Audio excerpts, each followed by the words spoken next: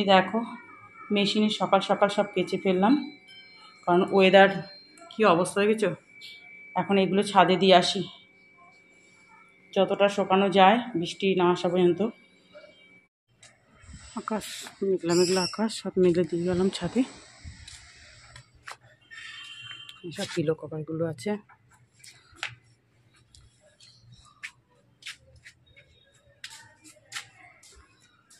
এখানেও আছে গায়ে দেওয়া দুটো, প্যান্ট ট্যান্ট সব দেওয়া আছে। যাই এবার গিয়ে চা খাবো। শুভ সকাল বন্ধুরা, সবাই কেমন আছো? নিশ্চয়ই খুব খুব ভালো আছো, আমিও ভালো আছি।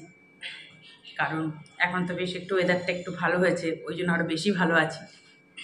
সকাল সকাল তোমাদের তো দেখালাম, সব মেশিনে কাচলাম, কেচে ছাদে সব মেলে দিয়ে আসলাম। আপডেট দেখাচ্ছিল 10টা থেকে নাকি বৃষ্টি হবে, অত মাথা খারাপ হয়ে আছে বাড়ি। এখন সবাই জানি কটা বাজে, 9টা বাজতে চললো।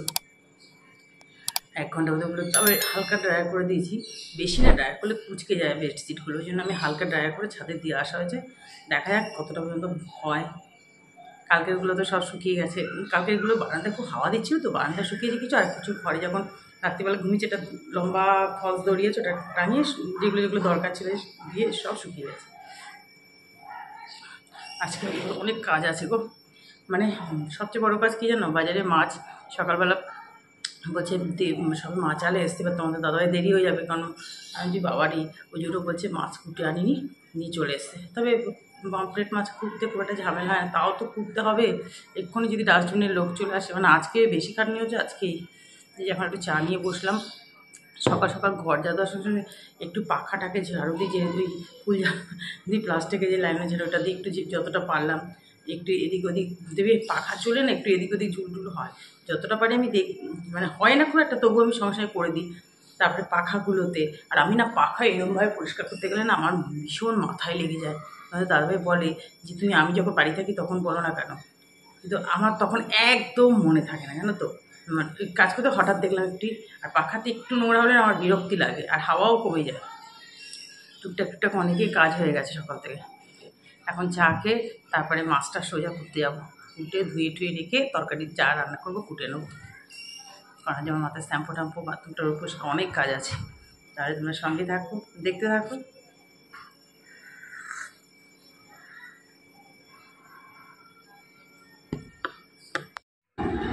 দেখো রান্নাটা বসিয়ে দিলাম, আমি বললাম না পমফ্রেট মাছগুলো কাটতে হবে, সেই ছাদে জামা কাপড় মেলে দিয়ে তোমাদের সঙ্গে একটু কথা বললাম, খেয়ে তারপরে মাছটা সমস্ত কিছু ঠিকঠাক করলাম।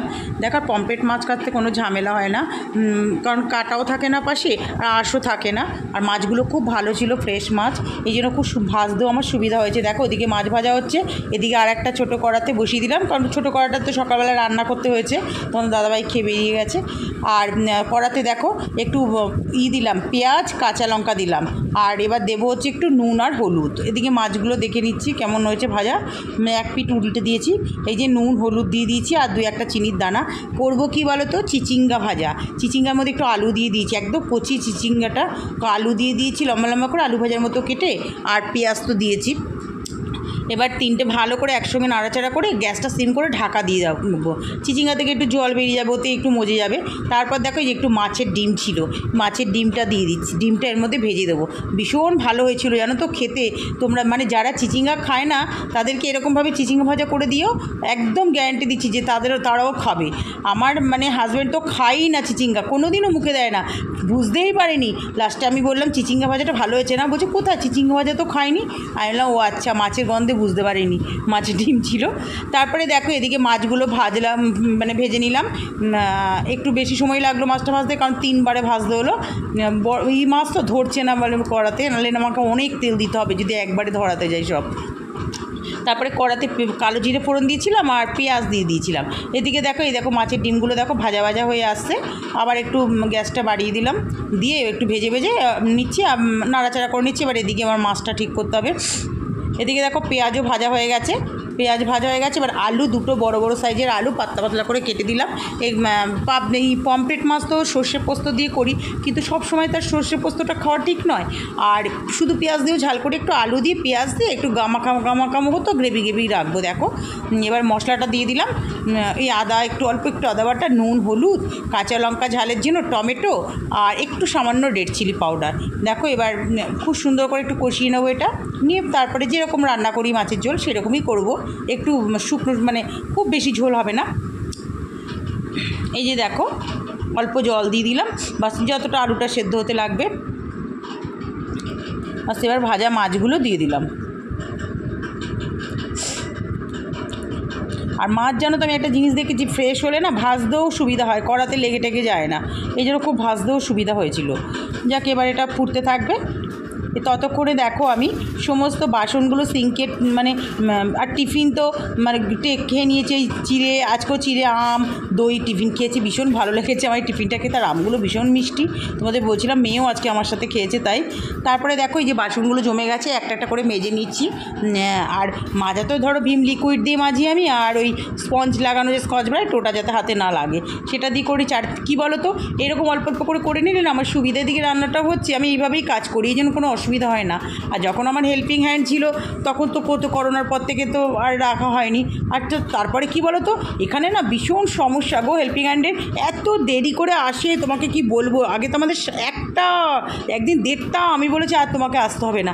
আমার শাশুড়ি মা তো ভীষণ মানে কি বলবো, আর রেগে যেত, কিছু করার ছিল না। মানে অনেক পুরোনো দিনের মানে থেকে কাজ, মানে আমার হাজব্যান্ডটা যখন কলেজে পড়তো তখন থেকে কাজ করতো। যাক, তারপরে আর কি বলবো, এখনও আসে আমার সঙ্গে দেখা করতে মাঝে মাঝে।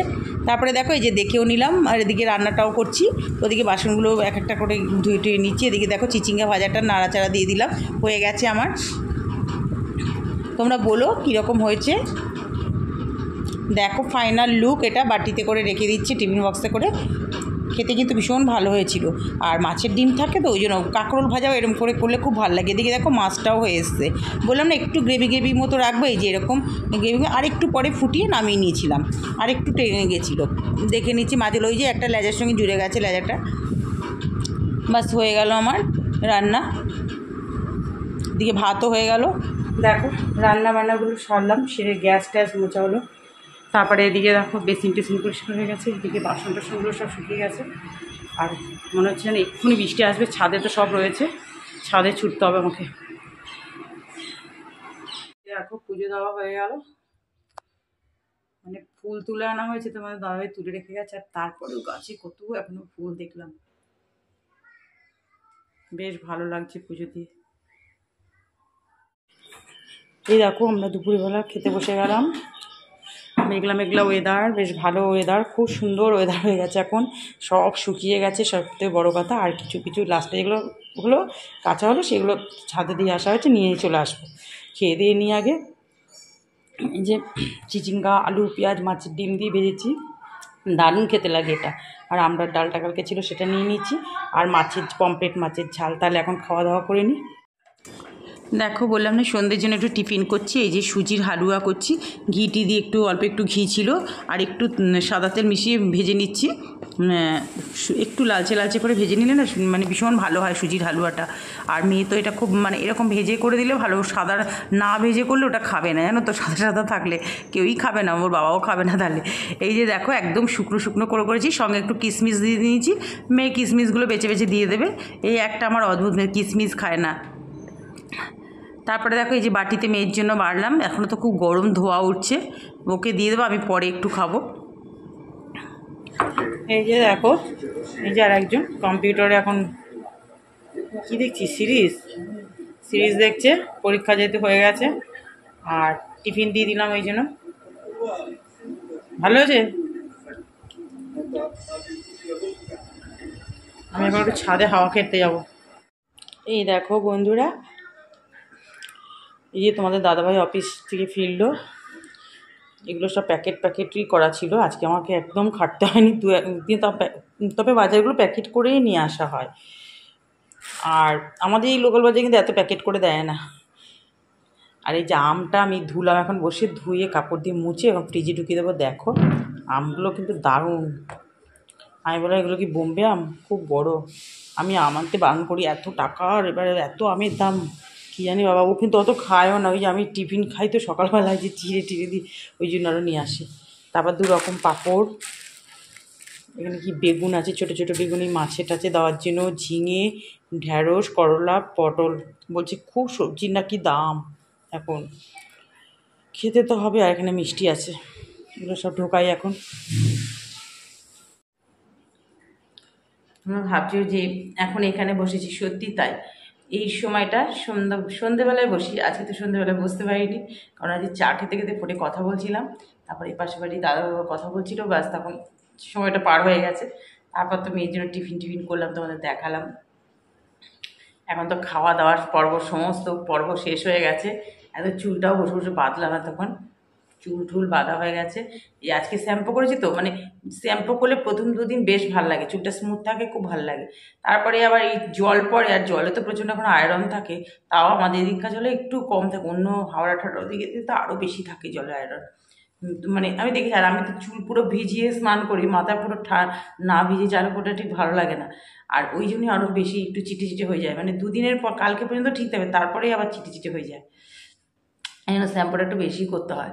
আর দেখো, সেই বলেছিলাম না কি হয়েছে এখানে, এই মতো তোমাদের দাদাভাইকে দেখাচ্ছিলাম যে কি যন্ত্রণা হচ্ছে, এটা এত ব্যথা হচ্ছে, প্রচণ্ড ব্যথা করছে। শুতে যাবো এখনও, মেয়ে চলে গেছে। আমি বললাম যাবো, দাঁড়াও, ভিডিওটা আমার শেষ করা হয়নি। তাহলে বন্ধুরা, আজকের ভিডিওটা এই পর্যন্তই। তোমরা সবাই ভালো থেকো, সুস্থ থেকো। তোমাদের সাথে আবার দেখা হবে নেক্সট একটা ভিডিওতে, ঠিক সকাল 8টায়। আর হ্যাঁ বন্ধুরা, তোমরা আমার ভিডিও দেখছো, অনেকেই দেখছো, কিন্তু একটু সাবস্ক্রাইব করো আর লাইক করো, করে পাশে থেকো। Tata, good night.